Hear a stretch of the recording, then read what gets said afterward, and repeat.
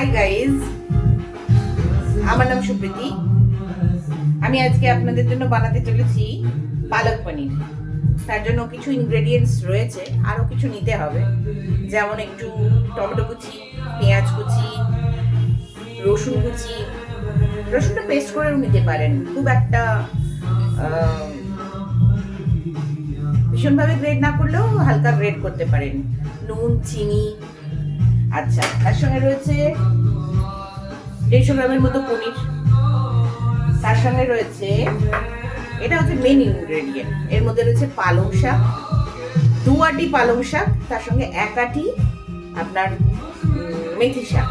সেই পালং শাক আর মেথি শাক, তার সঙ্গে রসুন কোয়া 4-5 খানা, আর লঙ্কা, কাঁচা লঙ্কা, এই দিয়ে সেদ্ধ করে এটাকে পেস্ট বানানো রয়েছে। এটাকে দিয়ে এবারে আমাদের কাজ শুরু করতে হবে।